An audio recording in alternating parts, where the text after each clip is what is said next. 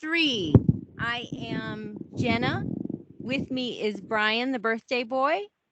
And I have 2 guests tonight for a conversation on forestry, greenwashing, disaster capitalism, fires, with my guests Lynn Ertell and Mitzie. Glad to be here. Thanks for calling, Jenna. Good And I topics, appreciate important topics. Yeah. I appreciate the opportunity to participate. Yeah, we had a great conversation, Lynn, yesterday. It was a couple hours and there was a great exchange. You are very knowledgeable on so many subjects and I am honored to have you on this recording and I hope to share it so that other people can understand the depth of where we're at and in terms of our environment and the forest in particular to us.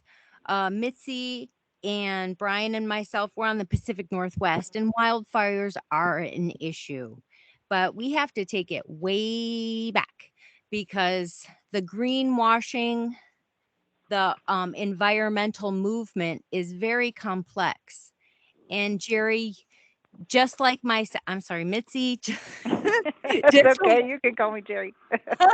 um, Oh. we were both involved in environmental radical activism in our earlier lives.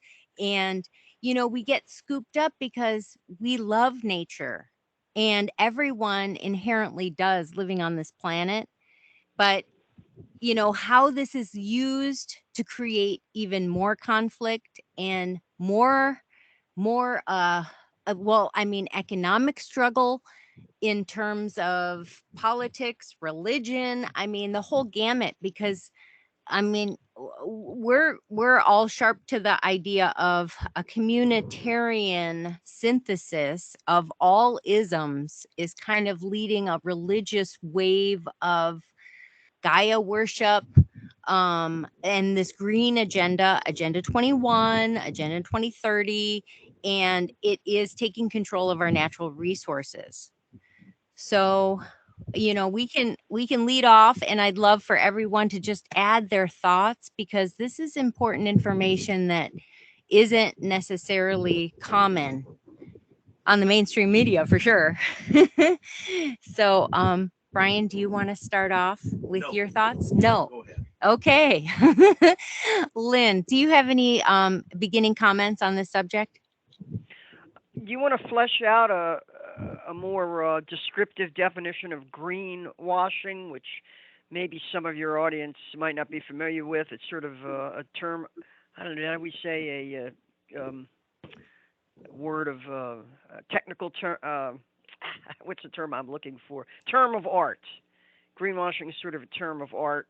It reminds me a little bit of the idea of astroturf as opposed to grassroots. But you want to maybe give a little more formal definition of what greenwashing is and how corporations subvert otherwise well-intentioned environmentalism with greenwashing.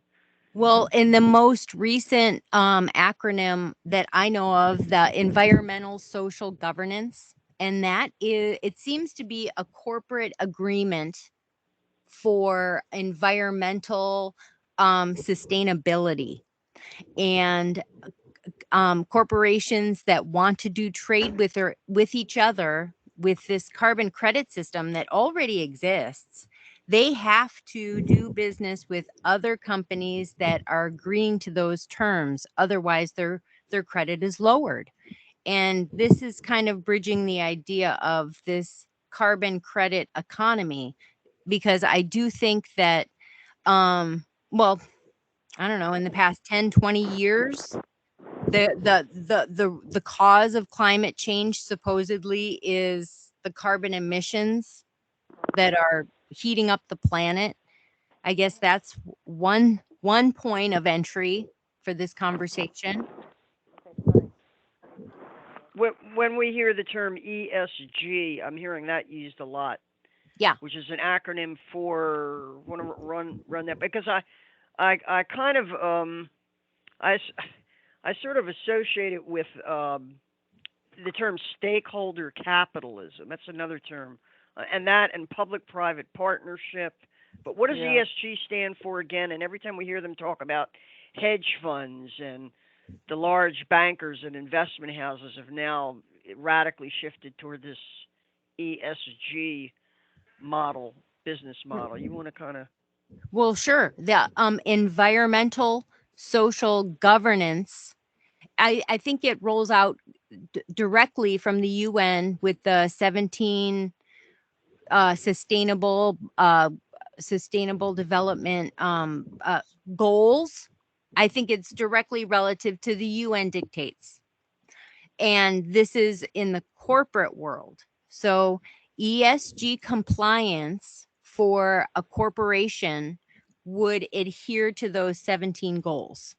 So it's an acronym that kind of just solidifies and gives the wink wink, we're on board with you, because I can see that the partners in that mean that they're going to do great business. They're, it's a crony capitalistic green washing term saying they're sustainable, they're equitable, they're aligning with the UN Mhm. sustainable goals. So that's how my perspective. how And much of how much of this is just a cover for just highly centralized, consolidating and centralizing more and more top-down control over corporate policy. In other words, they're masking it under this ideological program of sustainability, yeah, but in a way, it's almost like a Trojan horse for top-down centralized control, globally speaking, right? From the Davos people. I mean, just a World Economic Forum. Basically, this is what we're talking about with respect to the United Nations is being used as a vehicle, and the agencies of the United Nations, UNHCR, UNESCO, um, USA. Well, I'm thinking UN, all the different Agenda 2030 that are all advancing really what is the program of the World Economic Forum, right? Which yes, leads to the 15-minute city that we've heard about. Although they're not throwing around that term 15-minute city as much, I hear. And then you remember the commercial they produced, "You will own nothing and be happy." And I guess that was supposed to be tied to the universal basic income, yeah, which is where they'll give you a certain fixed amount, right, and you'll have to spend it all within a certain period of time, or you lose it. Spend it or lose it. yeah, And so they'll have strict control over all consumption. They'll be able to monitor your personal consumption. They'll be able to quantify it, reflect it in a individual carbon footprint, and then they'll create this whole global tax structure, and you'll be able to buy these. What are these? Explain again the offsets, the carbon tax offsets. Somehow the rich and the corporations will be able to buy the right to pollute that ordinary people maybe will not be able to afford as much. that's true. And through shame, blame, and guilt, individual honest people might even buy the app for their phone to record their own carbon footprint, to uh, actually like buy credits to offset their imprint because they personally feel responsible for taking a plane to visit their parents. And I know that that is a reality. There is a carbon market here in Seattle called Nori, and they're like a marketplace middleman for that sort of activity. And we've monitored many of their podcasts, and we've suggested to them, hey, how come you guys don't talk more about biochar? Because, a backyard garden with biochar is a revolutionary act that offsets if you look at it that way, but it saves time, energy, costs of chemicals in the food that you would buy at the grocery store, packaging, etc. And it is the most efficient way to feed yourself if you have that opportunity. And Well, the other thing about the biochar though is that it needs to be decentralized. It needs to be on a real low scale, grassroots kind of a thing, because I know somebody in Australia who worked for the government, and she was in the biochar department, and it was so disgusting what they were using. Dead bodies. I think animal bodies. I don't know about human, but they used mattresses and all kinds of medical waste. And I mean, they were making biochar on an industrial scale out of really disgusting stuff. So I really think, if we're having this conversation, we need to talk about decentralized efforts for a lot of things, but just on a human scale. Like Absolutely. me, I get coals out of my out of my wood stove every morning, and I just take out the coals and put them in a bucket, and that's what we make our biochar with. We haven't gotten to do the whole burns and stuff, which I want to do someday, but it's a start. And actually, it's great because we've got a lot of biochar for our garden, and it's just wood. It's not any of that other stuff. So that's another way that I guess that they take power, right? That's like a greenwashing thing too, right, Jenna? I think, yeah. I think it, like, even biochar has been greenwashed by the International Biochar Initiative and big names like Albert Bates from the Tennessee Farm. He's like a spokesman for it and is writing books about it and is promoting world eco villages and people living more sustainably to fight climate change. It's kind of like something so simple and easily decentralized and made local and, used to benefit people. It doesn't benefit any big corporate entity, but that's how I see that. Yeah, that, like, good information and innovation, I see has been just like accumulated and presented like Big Brother will take care of it this way. And Yeah, right. yeah, Like they do everything, like the medicine and the education and you know the forest fire management and you know yeah. definitely. Yeah, Yeah. So solving a fourth. Oh, go ahead, Lynn. I'm getting two things out of this, two important ideas. One is the distinction between good biochar and bad biochar, or maybe that's a continuum, depending on how it's produced and whether it's produced in dare I say, environmentally sensitive, sustainable manner, I know. the quality of the products that go into it. And that turns out to be important because Yeah. what you're saying there is that the technology can really be misused and perverted and abused. And Mhm. then we've got the agenda, the hijacking of a technology that might in fact be a very valid and useful and essential technology, the hijacking of it and co-optation of it as an excuse or a pretext to advance a political and ideological agenda, which would be their scenario of this apocalyptic doomsday climate crisis narrative as the motive for everything. Mhm. Curiously enough, I started looking at Albert Bates online and checking out some of his material, and I found an interesting critical comment on the Amazon review of his book, his magnum opus on biochar, where the reviewer says, I think might have sent Brien a copy of this review, where the reviewer states that from having read the book. Now I haven't read the book myself. I'm just quoting a reviewer here.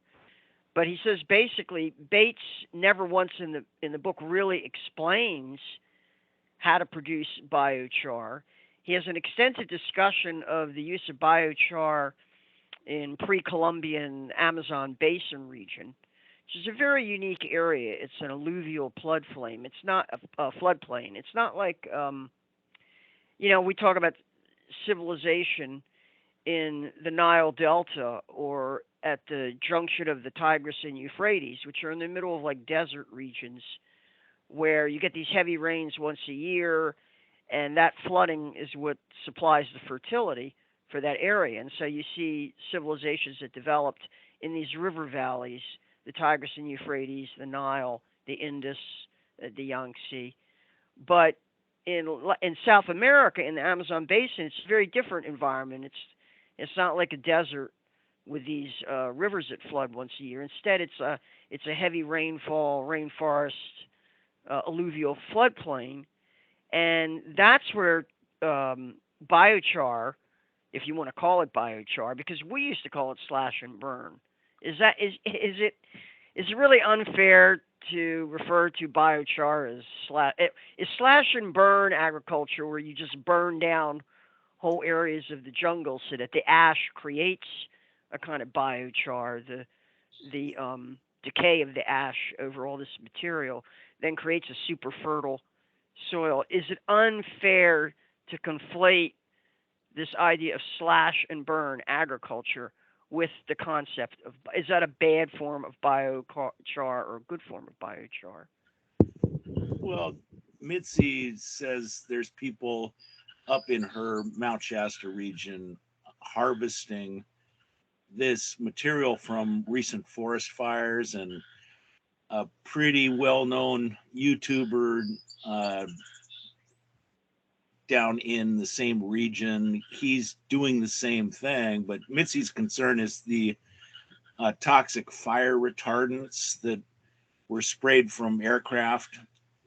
That's going to be a problem. As to your question, slash and burn is generally burned to ash, and in the Amazon rainforest, the Terra Preta story that Bates was touching on, they are putting out the fire before it turns to ash. Why it is still, like Mitzi said, the coals in the bottom of her stove in the morning when you damper down the fire. So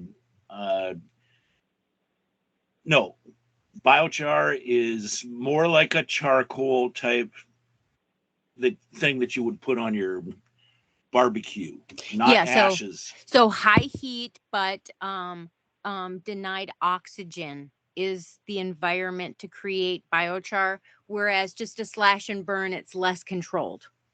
So there might be some biochar in there. There might be some charcoal remnants, but it's the intention behind making biochar was create as much heat as you can and then deny it oxygen to calcify the carbon. And pure carbon is the result of making biochar. Whereas there's a mix of everything in slash and burn, and that is an age-old practice as well.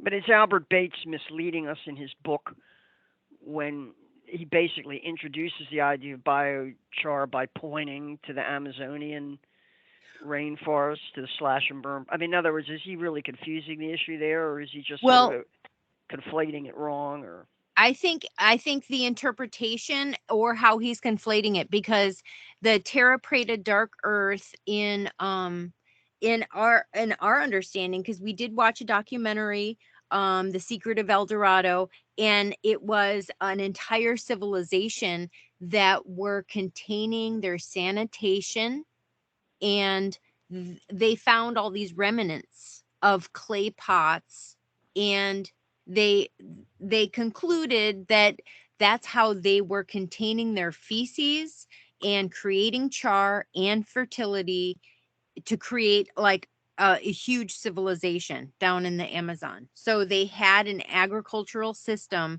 that that left behind all this dark earth. And it could have only happened if they were not they weren't hunters and gatherers. They actually set up this agricultural system. They had viaducts. They lived there, and the remnants are what they're putting together, is that they were using charcoal for their sanitation and their fertility, because there is no compost in the Amazon, because once a leaf drops, all the ants, like there's just no compost material to create bacteria for fertility. So they recognized that they had the innovation to use charcoal with their feces to gather that bacteria to promote fertility in the soil. The clay pots factor into it. This is all just something they put together, a theory. But yeah, we are dumping sewage into the saltwater here after some treatment most of the time. It also ends up in farmers' fields. Yeah. So yeah, they just figured out what, people in China, they put outhouses out on the road by their farm in hopes that someone has that calling because they consider it extremely valuable. Well, that's all was going on in the Amazon. There's no fire process with the fecal material. They're just mixing it with the charcoal in these pots and letting it absorb into the charcoal, where those precious nutrients are then turned into soil for agriculture. And is the production of this biochar really just a phase in the continuous cycle of what we call permaculture? I mean, isn't that really what we're talking about here? Is permaculture as a large scale model for agricultural development? I don't know if it would replace traditional industrial agriculture, but when I come across research material on biochar, almost always it's biochar as a critical phase or component of a permacult cycle where you have this completely, cyclical, circular, self-sustaining, self-subsisting cycle of that includes fish farming. You take the waste from the fish farming and process that into the biochar. Then the biochar in turn goes back into the soil. Well, it could probably work in certain areas, but not everywhere. So that's the thing. It's like different regions are going to have different. I think that if it does evolve into a sort of permaculture notion that you're talking about, that each environment, bioregion, I guess I don't want to use that word because that's a communitarian word probably.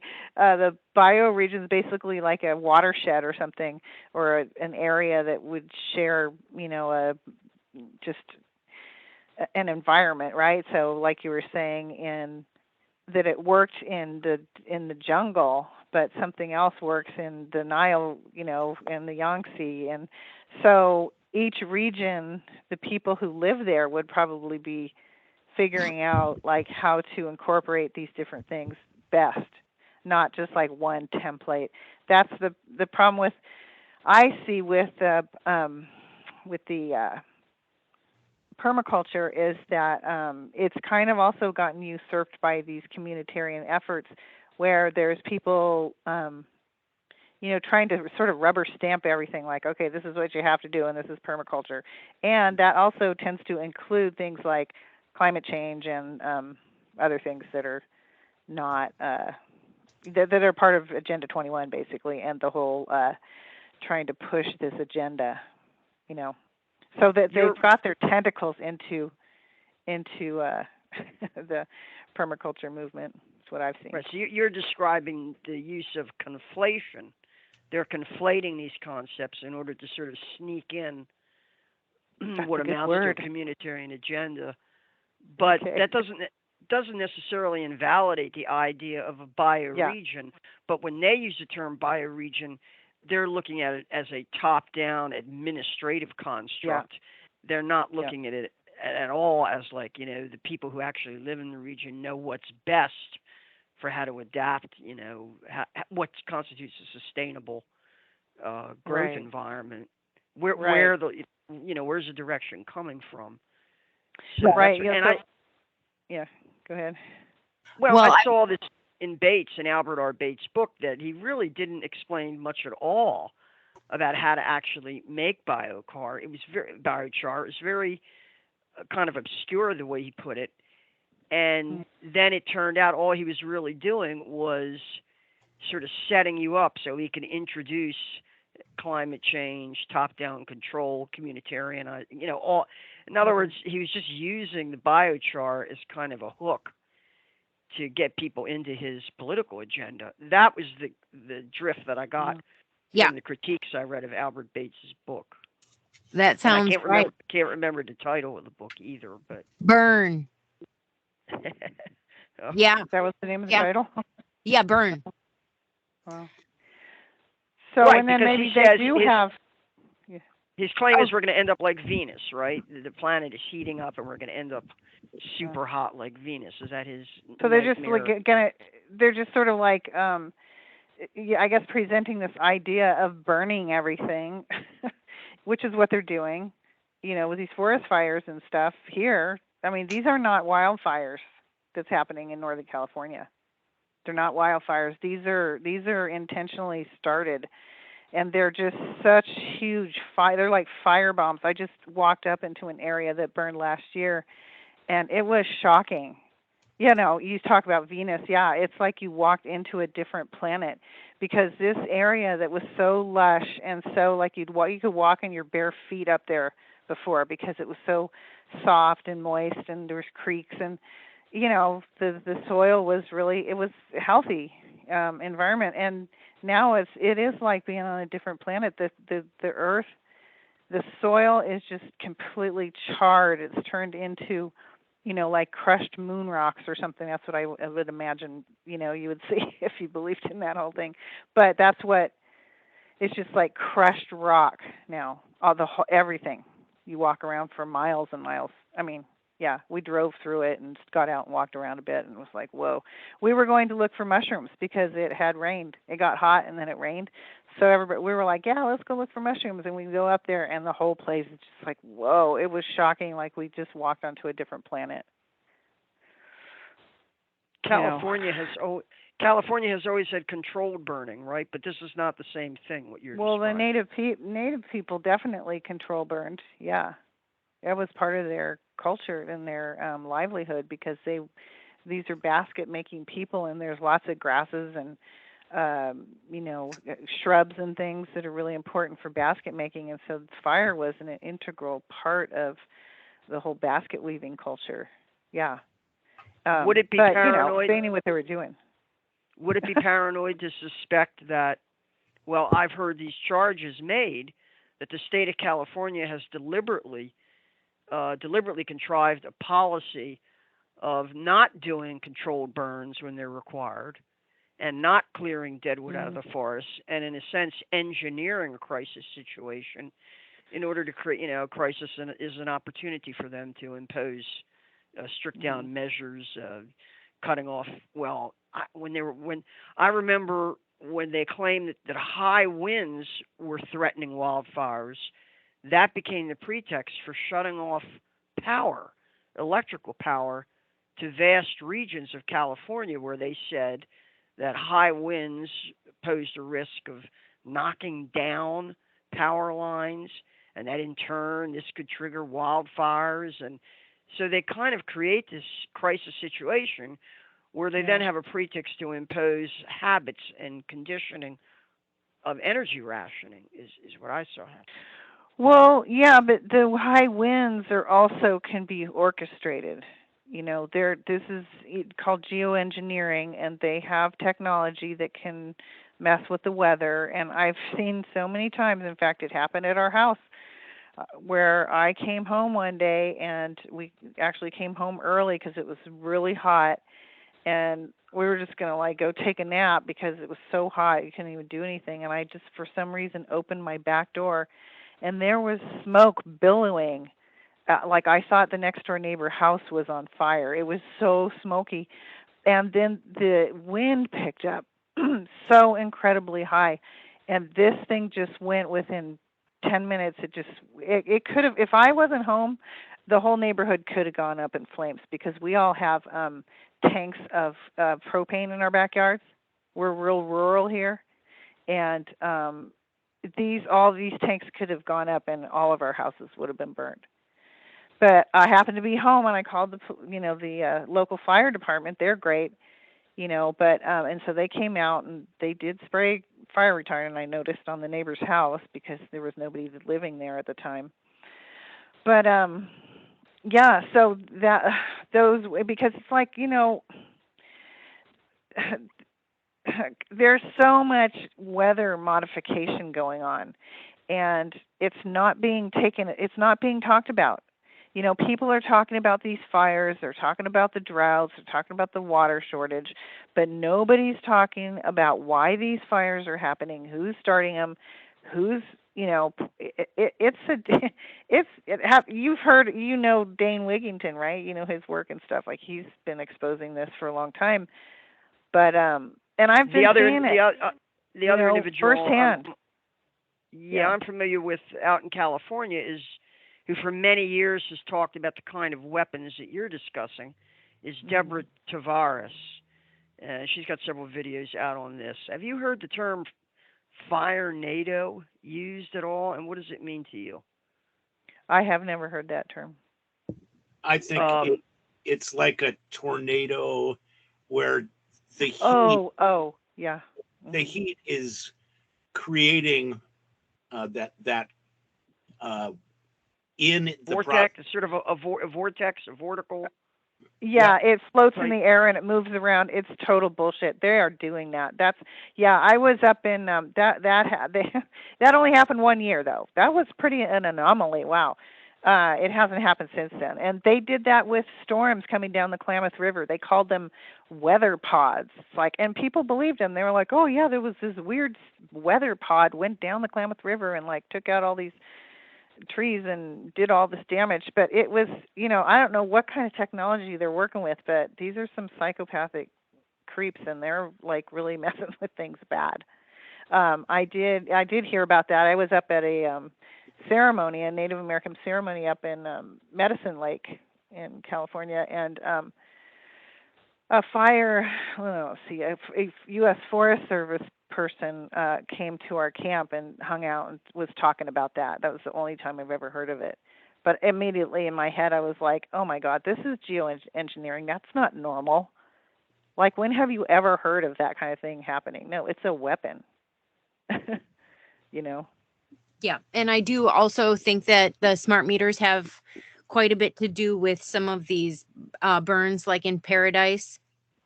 Because it's really hard to explain how a complete house standing, next to a lush green tree would be completely pulverized, everything, but the tree still stands and has foliage on it. So and then there's a plastic garbage can in the driveway. Meanwhile, the toilet got vaporized into dust. Sure. So it's a very directed, very high power. And at the time there was those fires down there. There was a video that I saw on YouTube. Of course, I'm sure it's scrubbed, but there was a guy, a scientist. I think he was Chinese, maybe, or I don't know. Maybe they're just staging it as a Chinese person to further that, fan that flame of discord. But they were showing these boxes that were really high-powered laser weapons that can cause fires within seconds into the thousands of degrees, which it would take to they call it dustifying, when marble counters and toilets, they take a lot of heat to burn, to burn to dust. And that's what's happening. Very directed, Yeah, these are what have traditionally been referred to as directed energy weapons. Yeah. Mm-hmm. Man-made lightning and so forth. And the problem we have here is that most of this technology is probably classified. Although there is literature out about it, a lot of the contractors even boast about man-made lightning and directed energy weapons. And lasers. Yeah, I've seen the man-made lightning. 1 year here, there was people are going to think I'm nuts, but I'm going to just tell you what happened, and you can do what you want with the information. But I was at work, and there was these, it was real hot and stuff, and what was the sequence? I was driving home, and I come over this ridge, and I see these clouds, sort of low-lying clouds, and there's all these straight blue so-called lightnings, but they were just straight little ones, a whole bunch of them, into the peaks of the mountains. And that day, there was 17 major fires got started that day, major fires. And there was never, ever in the history of California fires, like written histories, I think it was more than one or two fires at a time, never. And so I go online to see, like, if I could see anything, what's going on. And the little caption, how when you open up the Google page, well, sometimes it has like a little animation kind of thing. Well, there was an animated picture drawing of these clouds, like in a mountainous area, and there was some clouds up there, and there were little straight blue lightning strikes into the mountains, into the hills from these clouds. That was the Google little Animated thing. Yeah, the animated picture on the Google search page. sure. Right then, that same day. And of course, So, it's like they're, rubbing it in our faces at the same time, and to see who's going to notice. But, probably nobody noticed. I did. I don't know if anybody else did. I never heard of anybody else noticing it. we're told that climate and rainfall in California, because rainfall tends to be irregular and not reliable in much of California, we're told that what really defines the climate and moisture and rainfall there is something called the snowpack, which is basically maintenance of snow in the high mountain regions, and that snow melts into the rivers, and that's really what allows for the fertilization of things like the San Joaquin Valley and so forth, the water irrigation. Are there indications that they've altered the snowpack, or that the snowpack is changing in any way? That is, it's definitely, receding? yeah, definitely. This year we got a lot of water, and we did a show. Jenna and I did a show last week. Was it, Jenna? I talked about the Mayan calendar, and it's actually this year had to do with the rain and the snow and storms and stuff. So it was kind of neat to see that there was like the Shasta Lake, and there was a bunch of reservoirs that were completely empty, like totally empty. Now they're full.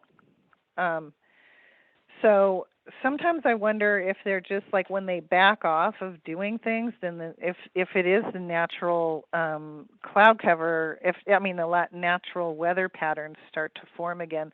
Like Dane Wigington is always saying that it's already ruined, everything's already screwed, it's done.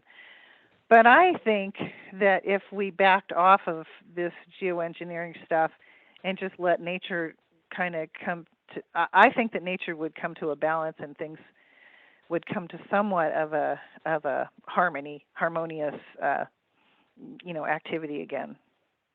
Dane doesn't think so, but I do, and I've seen it. Where there's not a lot of chemtrails and everything that's entailed with that. We all know what happens when they are messing with the weather. You get that soupy kind of gray, weird skies and that kind of thing. Here it gets really dry, because what they do is they lay down the aerosol chemical or metals, and then they use high-powered lasers to usher the cloud, the moisture in the air east of us. So whenever they do that a lot here, if storm starts coming in, we've got photographs. A lot of people photograph things where they're actually dive bombing clouds, like thunderheads and storm fronts and stuff. Like you could see the airplanes coming from different directions to lay down the air, the vapor. Let's see, the trails. The trails into the clouds to disperse the clouds. And then there's always east of us somewhere, Ohio, Idaho, I don't know, Nevada, east of us, that water is in the air, and it's supposed to drop here, but it gets ushered east, and then it floods somewhere out east from here when there's a lot of that activity. So they're creating this route here. Mm-hmm. could I return to Yeah. the melted aluminum wheel rims and engine blocks? And we can't forget, whether you believe Dr. Judy Wood on 9/11, but pretty suspicious behavior, and the fact that there was a hurricane off the coast of New York that day that nobody talks about. What if they figured out a way to harness some of this electromagnetics and utilize it, steer it for their nefarious? So, like with Tesla technology, you mean like taking it out of the atmosphere? That's what I think they're doing. Yeah. The Coral Castle Lithuanian guy down in Florida Oh yeah. Mm-hmm. building, lifting, maybe anti-gravity. He was dabbling in some interesting, suspicious, being able to cut things. We have all these monolith rocks all over the United States and everywhere else from a pre-civilization. These things are way old, but they, no Native Americans chiseled these things. Right. Unexplainable. Yeah. I always kind of consider that stuff highly speculative sci-fi stuff. I mean, for 9/11, a perfectly ordinary, if there is such a thing as an ordinary conventional demolition of a 100-story skyscraper, of which probably only 30 or 40 stories were actually occupied. Why wouldn't ordinary explosives do it, really? Why would they need anything special? And in a way, it is kind of a distraction and a red herring. They were controlled demolitions. What difference does it make what kind of technologies they used? I mean, it's a way to sort of get us off track. However, when I do confront people over the question of weather manipulation and weather weapons, and invariably they will throw the charge of tinfoil hattery and wild woo-woo conspiracy theory, I'll produce a link to the Pentagon's document produced in the 90s called Owning the Weather in 2025. And they speak quite openly there of their plans and intentions to be able to use weather warfare to create decisive outcomes in international conflicts. And we do have empirical evidence that the creation or dispersal of cloud cover was deployed in the Balkans in the 90s during the war in Yugoslavia, the war in which NATO basically supported the Kosovo Liberation Army, trying to balkanize and further balkanize and break up Serbia, and that in order to provide cloud cover for much of their aerial bombing of Belgrade, they created week after week after week of continuously cloudy weather over the skies of Belgrade, and local inhabitants reported on that. So when we're talking about these advanced classified technologies that may be used for manipulating the weather, or scalar weapons or other things like this, I think we're best if we stick to whatever we can document reasonably well and reasonably convincingly, rather than veering off into highly speculative areas of, well, we think they have this kind of secret weapon or that kind of secret weapon, that kind of secret technology. We have to be able to substantiate the claims we make when we're talking about the use of classified secret weapons. And there again, we don't want to get off track from the political agendas involved here. Because really, what difference would it make how they demolish the WTC complex? What difference would it make whether they use micro nukes or directed energy weapons or plain old thermite or dynamite or thermobarics? Really, it's not essential. And until we actually have the perpetrators of these crimes incarcerated and interrogated, we're not likely to get useful answers to those questions anyway. So I generally try to discourage that. I spent a lot of time around Judy Wood and Morgan Reynolds back in 2005, 2006, 2007. and certainly took quite a bit of time exploring the strange questions about Hurricane Aaron and the toasted cars and the other evidence of strange things that went on in Manhattan. And to me, they were just movie special effects.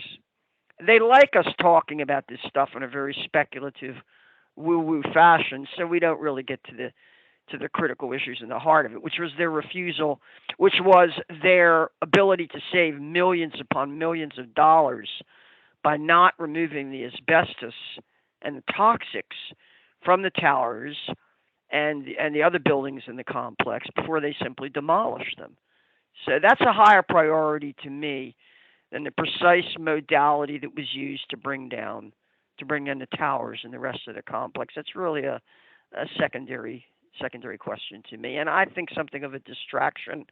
And as I said before, it becomes a red herring. It's interesting, it's a curiosity, but it's not something that we should allow ourselves to get dragged into as far as priorities go. I think Brien was talking about some other things, other kinds of like, you'd look in South America at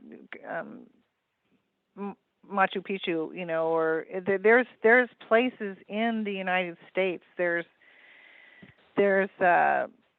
that are, well, Brien, why don't you explain it? Because I've seen those videos. He sent me a video about Montana, that there's these constructions of stone constructions that were made a long, long time ago, and I mean, those people that we know of, like as far as what we've been told about history, they didn't have that kind of technology that would be necessary to make these structures. And Brien, why don't you explain a little bit about what you were getting onto there?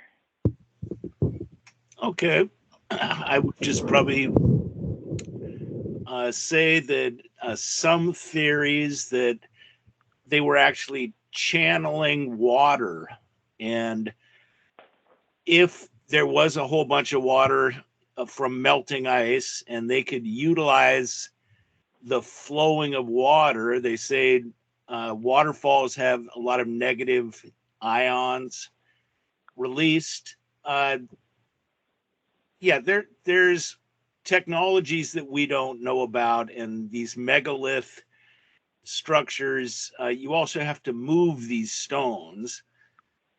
I'm just saying we need to be aware we don't have the slightest clue of what some other civilization figured out, and I don't think Tesla had it all figured out either. He was just dusting the cover of the book off. But you're referring, Brian's talking about Sage Mountain in Montana, right? Okay. Yeah. Yep.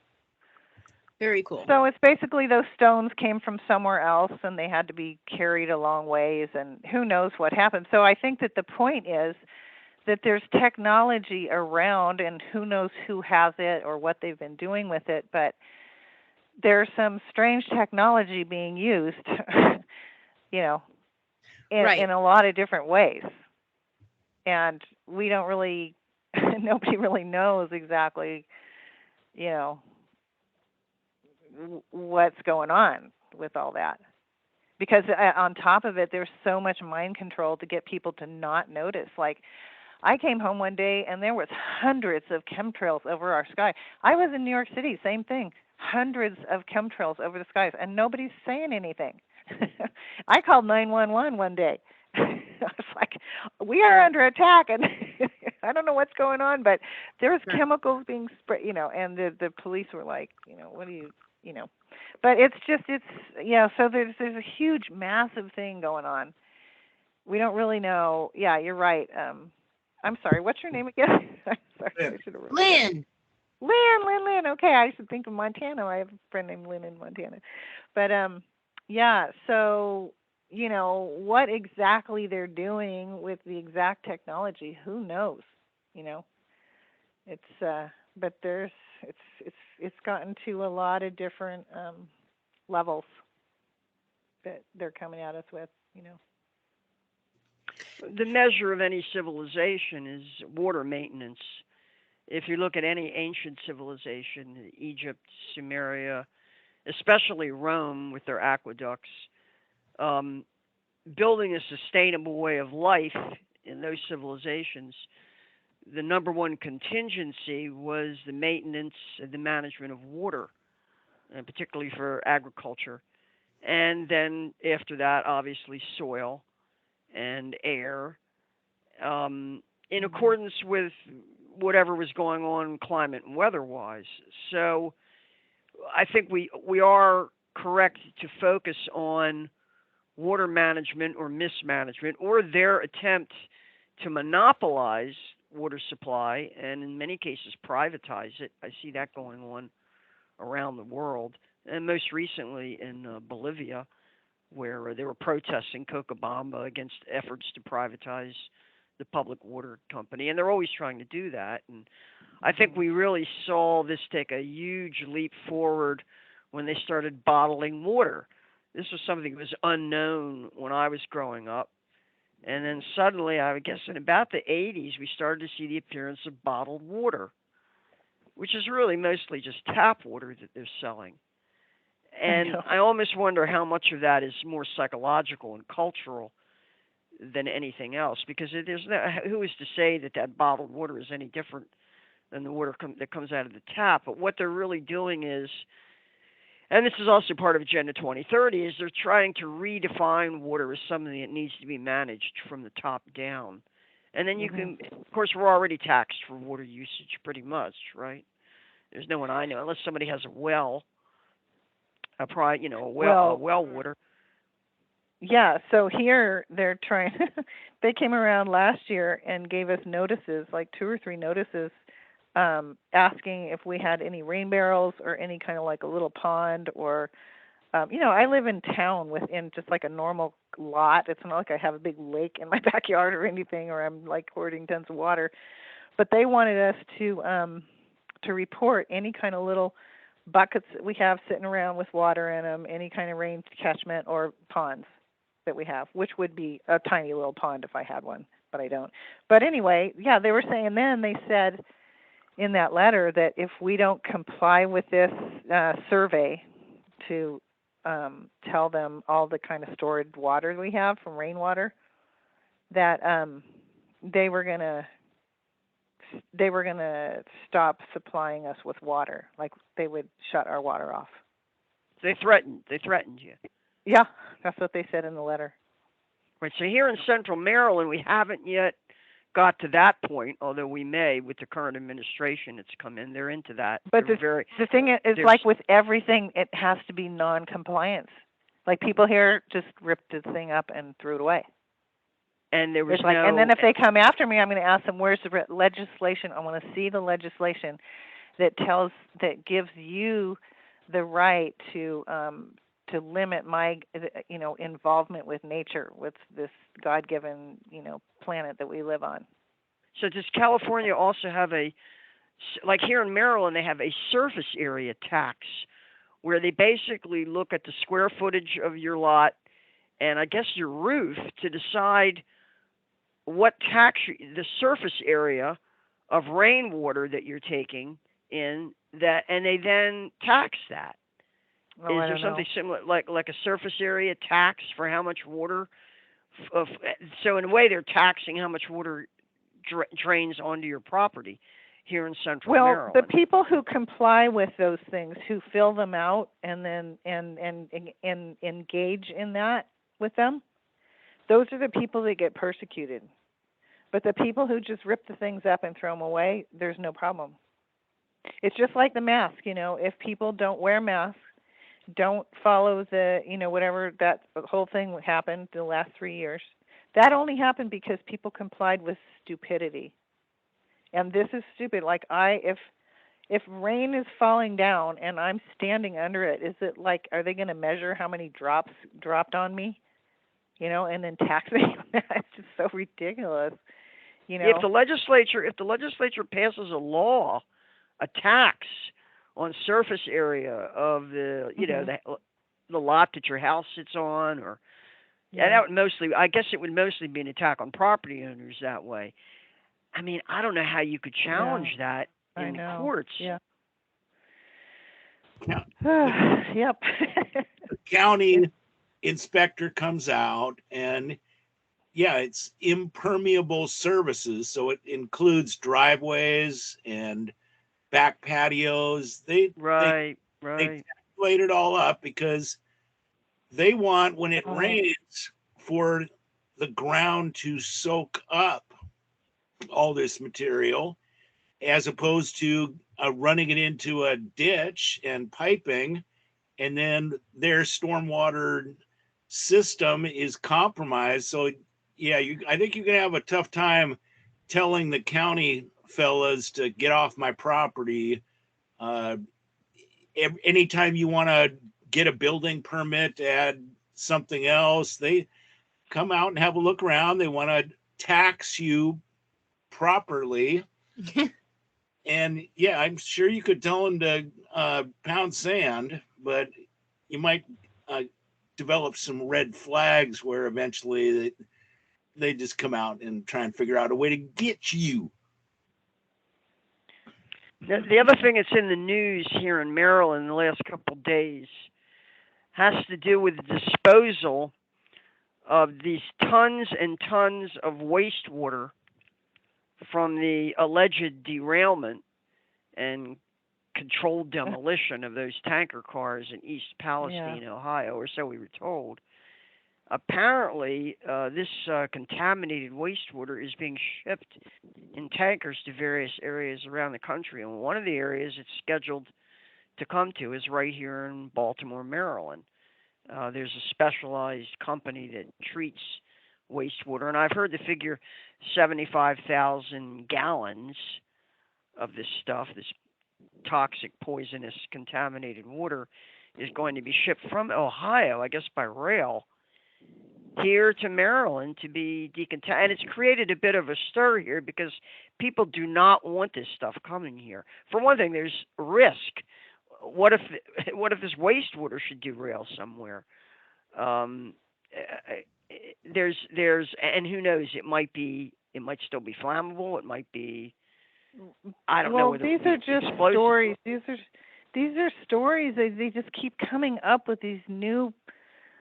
They're not even new. It's just the same old thing over and over and over. They just change a few of the dates, the places, the chemical that's in there. It's just like, have you noticed that it just doesn't stop? It just keeps happening over and over, and people are just swept up in this whole, you know, You think it's just a psyop? frenzy. Uh, I am starting to feel like a lot of it is. Yeah, I am. That's a Yep. perfectly Because reasonable. okay, look at how intelligent this group of people is talking right here. Each of us is like, we are so intelligent and have so much amazing power. If we weren't spending all of our mental energy and our life force dealing with all these stupid stories that they keep running past us, and people who watch TV and follow that narrative, I don't see how you do it. I really don't, because it's like so much energy to try to figure out all that stuff out, and it's so illogical. There's no rhyme or reason to it, why it's happening, why they're making these decisions to do these stupid things. And there's no solution on that level, I don't think. You know, I admire these old people that I've met who never voted, because they're just like, that whole system is so twisted. There's nothing that's salvageable in it. Oh, so I never non-compliant. I never believed Yeah. in those voting machines. When Yeah. I remember the very, very first election I remember was the presidential election of 1956. I was 5 years old. It was Adlai Stevenson against Dwight David Eisenhower. Oh, I remember wow. because my parents were Democrats and they wore the buttons for Stevenson. And I got to, I was like 4 or 5, I would have been 4 years old, I guess.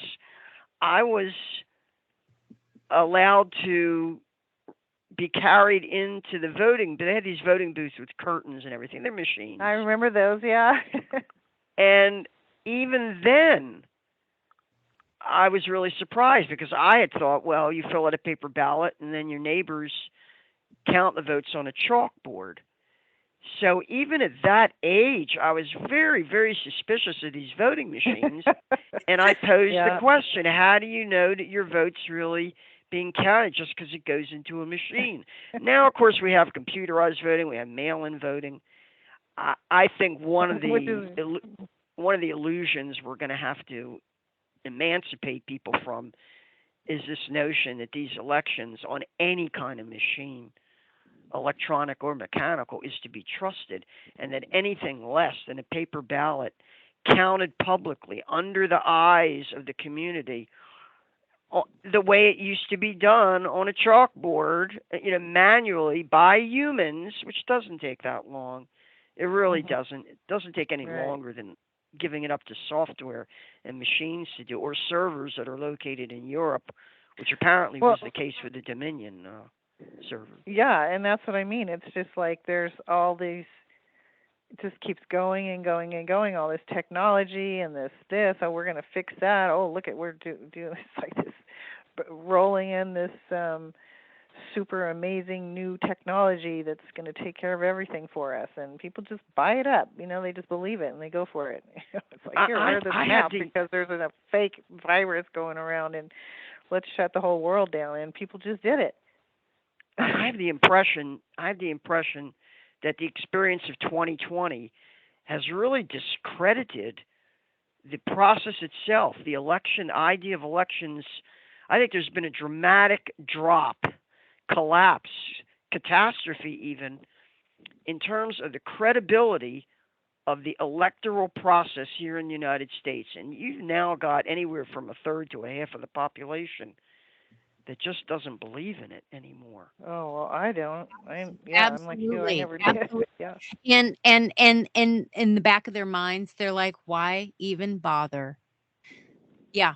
On both sides of the aisle, people that believe that actually holds water. I absolutely agree with you, Lynn. Yeah. It's out the window.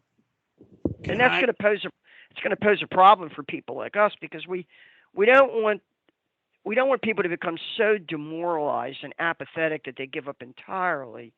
Right. We have to see political campaigns. We have to be able to say two things at once to people: that political campaigns and elections may be useful as a way to educate and advance our own agenda and expose the agenda of the globalists, but at the same time, we shouldn't be cultivating or pandering to illusions that the process is in any way honest or reliable. That's a very difficult thing, because we're going to be telling people, we want you to participate in this process in order to spread the word and educate people, but we have to tell you we don't think under current circumstances it's going to be possible to win legitimately, because we think the result is going to be fixed or stolen. And pending that moment, when we have enough muscle, real political muscle out here, to guarantee the result of a fair and just election, we're just going to have to live with these fake, mock, sham processes and make the most of them. Do what we can with them. Use them as, like I say, as the occasion to educate people. Right. Without pandering or to not, their illusions. or not. Something else could happen. We don't know. There's a lot of possibilities. We're always giving this option of either this or that. Like, okay, here's your choices. Either you go along with voting for, both candidates are basically being paid by the same person to begin with. And then you've got this voting system that is obviously completely flawed, and so yeah, I don't agree with that we have to just like make do, and because who's doing the educating? We should be educating them. So speaking of education, I wanted to return a little bit to the forestry biochar subject, but if we believe that there was an Ohio train wreck accident as opposed to a staged, and or it never happened at all, biochar sucks up toxins, and in the case of that accident, it could have been utilized to draw all these toxins in, and it can be turned into asphalt and concrete, and you aren't getting rid of it. You're just using it in an application where the potential for some poisons can be uh, coated in paint or tar in the case Right. of asphalt. Oh, held up somehow. Yeah. We have solutions. They filled socks with biochar and put it in creek beds that they want to uh, decontaminate some of the toxins. And yeah, the Great Lakes region could be potentially cleaned up through this process. We just need to get the people making these decisions to prioritize uh, win-win situations.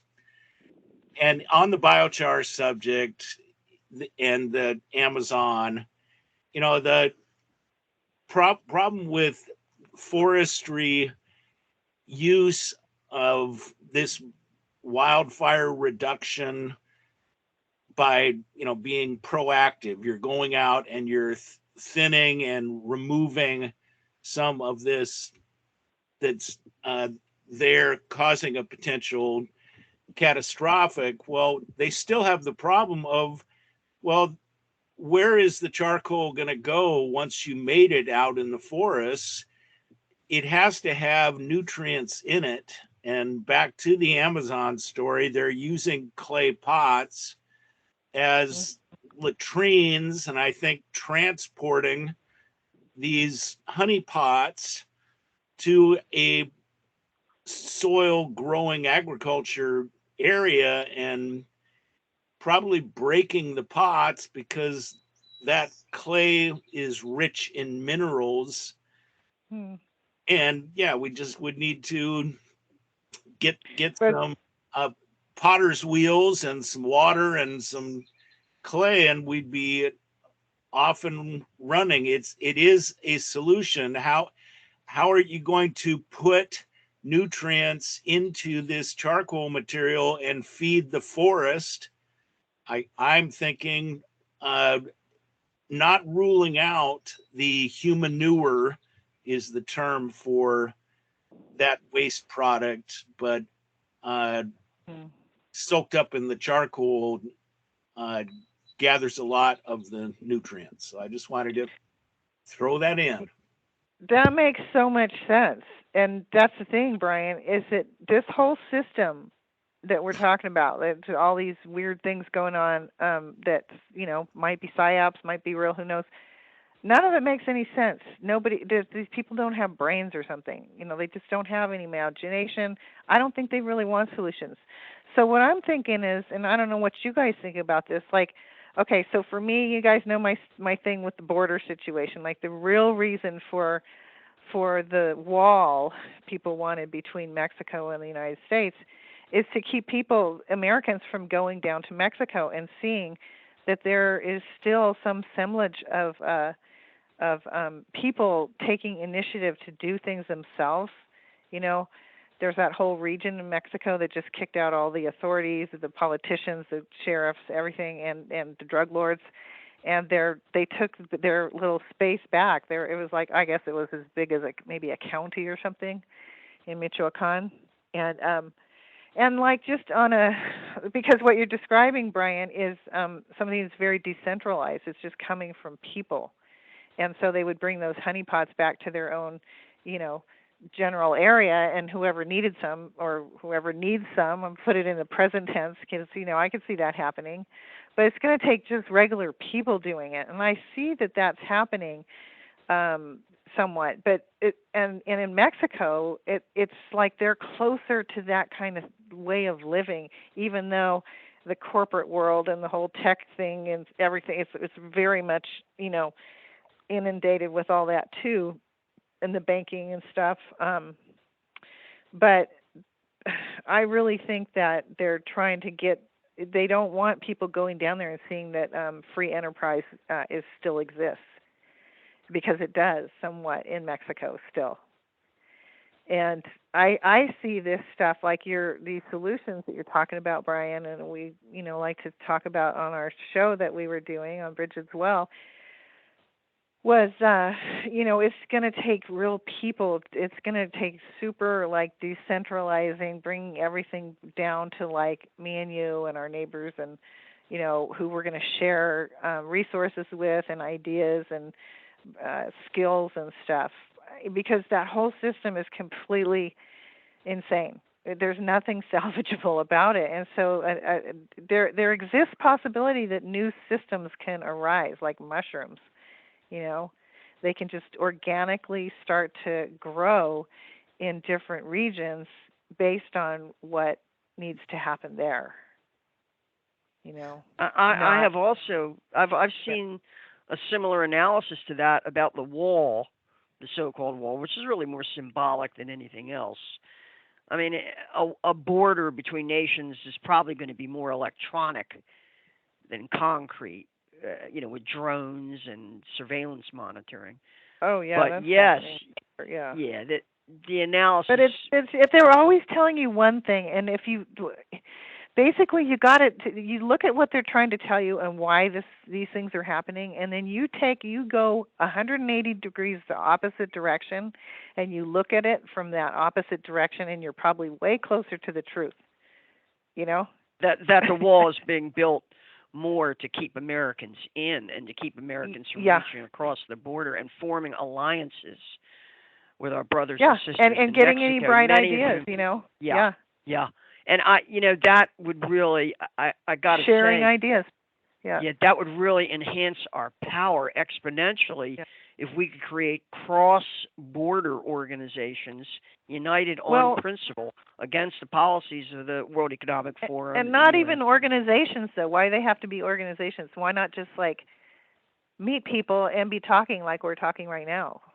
Yes. That's the whole communitarian thing. That's the communitarian whatever mind control that we've been brought up in, that we have to rely on these organizations, because then these people who don't live in your neighborhood, or they don't live in your region, they start screaming for, CAL FIRE needs to have all access to fire retardant coming out of 747s over our towns because of these fires, because that's what's happening. This is the organizations. They step in, and they don't live here. They're not elected. They're just, Is there a biochar movement in Mexico? I mean, is there a tendency, a faction? Charcoal. People do use charcoal. They make charcoal and stuff. Yeah.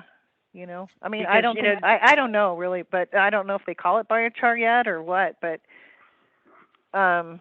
people do a lot of stuff. They do the guerrilla gardening. I was walking. I have pictures. I was just going through all my pictures on my computer, and I was walking along this garden, or a big park in Guadalajara, and people, they just plant nopales, that like the edible cactus, or they just plant things that they want to eat in their community or the neighborhood parks,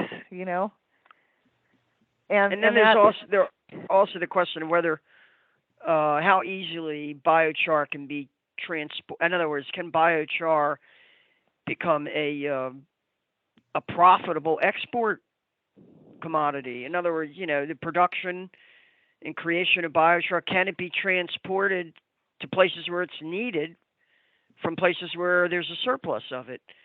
Because if indeed, let's look at a place like Mexico, or I don't know, the Northwest, Washington State, Oregon, if indeed you did get a economy of scale, by that I mean a large-scale biochar production movement going that's profitable and sustainable. I hate to use that word sustainable. The question then becomes is, could it be marketed and transported to other areas of the world, the country and the world? Can we create there's not currently a global market for biochar that's statistically significant, is there? Well, it's actually rated pretty high on the carbon credit scale in the carbon credit market. It So they're is. co-opting that. They're co-opting that. They're trying They to. They're are. getting ahead of the curve on that technology. Yes. So And we have to establish our own supply chain for that, independent of these global corporations. That's really what this Well, is about. They want a and monopoly on it. yeah, and some areas might not need biochar. I don't know. I don't know really. But and then so then you look at these fires and so okay, is this part of it? Like, oh, let's just burn down like these hundreds of thousands of acres of woods. We could biochar all that stuff and ship it all to wherever. That's Well, not the cool. idea So behind the idea behind permaculture was that you locally generate your biochar, cycle it back into your system. yeah, on a It becomes small part of a scale. recycle. Yeah, but On a is small scale. permaculture Yeah. right? and And here again, it comes back to how realistic is permaculture. Is it a major wave of the future, or is it something that's kind of a sci-fi fantasy? I mean, we already have permaculture in practice in many places, right? It's already sort But of starting to spread. yeah. but I'm I've taken permaculture classes and stuff, and so I kind of know a lot about it. And I think, there's some stuff that's good about it, but other, like my husband's from Germany, and he's just like, that's just a bunch of, new age whatever. If you really want to grow food, you got to do it like this, and So I think that you're Well, right. you can't Some grow ways, food indoors. You can't grow food indoors yeah. under glass. I mean, I've seen amazing things done with large scale greenhouses and so forth. And also, what Oh about yeah, northern? yeah. You look at a place like Canada. I mean, there are Mhm. areas of Canada where it's pretty cold, and Oh yet yeah. you do get a lot of sunlight. And so, I don't know. I mean, I'm fascinated by the idea of permaculture because I don't. I feel like people are the technology is just emerging now, and who Well, it's been knows going on for where it's. quite a while, and there's a lot of facets to it. So you should look into it more because there's a lot of ways that you can go, with the permaculture. There's really a lot. Well, My problem with from our permaculture. yeah, I mean, from our standpoint, we're concerned about the idea being hijacked by political Yeah, opportunists exactly. Yeah, Like Albert Bates yeah. and the UN Agenda 2030 people and the communitarians, that they will take a good idea or good technology and Mhm.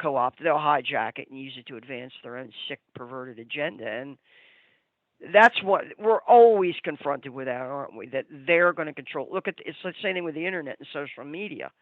Well, if they can control it and they can do their cyber herding, whereas can we seize the technology? And because the technology itself is not inherently good or inherently evil. It's value neutral, and Right. it's a question of who's using it and to what end, to what purpose, where the Mhm. power is.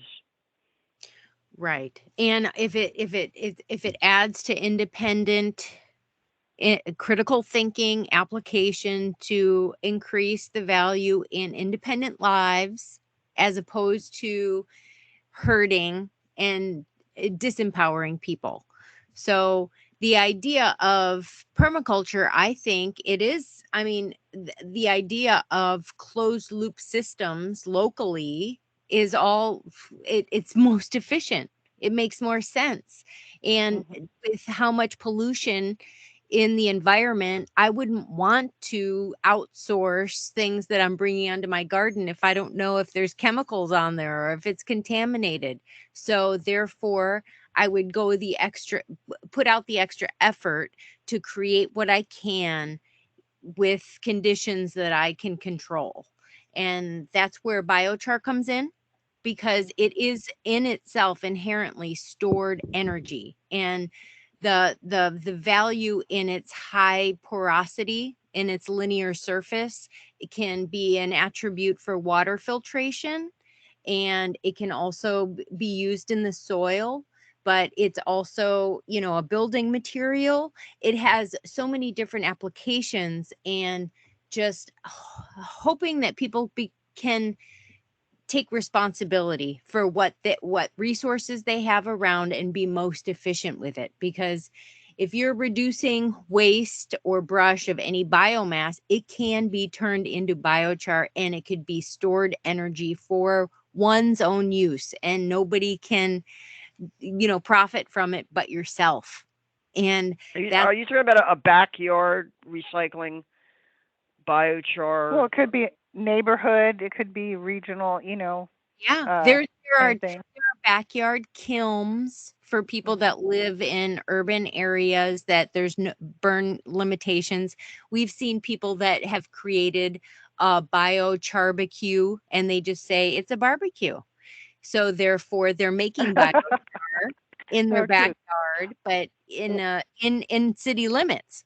So it's the So idea do that people get together and do it together, Jenna? Do you know of that? Because like in Europe, there's a movement to go back to things like they have wine presses and apple presses and big that's what I'm ovens that saying. everybody used to in the old days. They would come together and do all those activities at the same time and save energy. And it was like I'm going to It, use the word community, but no, it's oven, and on Thursdays or every other week they would get together, everybody bring their bread and bake it all together. So it's we could do reclaiming. biochar all together like that somehow. Absolutely. It's reclaiming a culture that Yeah. has value behind it. And the Mhm. value doesn't have to have any monetary value. So Or let's political or yeah. Yep. let's Yep. say there's a meme or a saying a few years ago that Facebook is the new campfire. We want that reversed. We have char burns for the purpose of getting together, and we've even Yeah. got some bratwurst into the mix. I love that. I want to come up next time. Give me some notice. I'll be up there. Well, unfortunately, where we live, you'd have to be surrounded by a bunch of vaxxed. Uh, Yeah. Government needs to do all of this. We have some pretty brainwashed people here, and I don't know that you'd Well, enjoy what they're everywhere, honey. you ought to work on creating it in your own. Yeah. Mhm. Yep. But I'm inspired. I am working on Elmar to see if he could he'll you know, someday because he burnt that whole pile at the community garden down. I was like, "Oh, where's the biochar?" Yeah. uh Yeah. It's pretty simple if you just extinguish it before it turns to ash. I But think that the deal is I need to go down there too. Not just yeah, do the and start the fire from the top, right? Yeah. So Mhm. Jenna's thinking we should kind of wind it down. I Yeah. want I wanted to maybe propose we do it again with this. It was supposed to be focused on forestry. We kind of dabbled in the permaculture. There's a lot of aspects of growing things in these tunnels to keep the nanoparticles off your food, which Tony Pantalleresco insists it's full of it, and he can do tests to prove it. Your root crops are different, but anything above ground needs to be in a tunnel. But this plastic has a lot of PFAS in it. It's Mhm. forever chemicals. So we need science and academia to focus on what we should be doing. We can throw ideas around, but somebody needs to research. Well, how many aspects of one step forward, two steps back? So, any final comments, Lynn and Mitzi? No, I'll lead Well, off with something here, if just a kind of passing, kind of a final remark on this, and it's sort of only, it's kind of periphery related, but it does kind of lead us to these questions anyway, and that's people making changes in their personal lifestyle choices with respect to diet and nutrition, because the discussion of permaculture quite naturally leads back to this idea of eating locally. I know a farmer, someone who's pretty well trained in agriculture, and he's a very good gardener. They say somebody has a green thumb; they're just really good about it. And there are certain agricultural products that he will not consume out of season. He won't buy blueberries or strawberries from the market if he feels they're out of season. He won't buy bananas if he feels they're out of. there are certain agricultural products that he just won't consume out of season because if they're out of season, it means they're not grown locally. It means they've been shipped in. And he feels like they don't taste the same.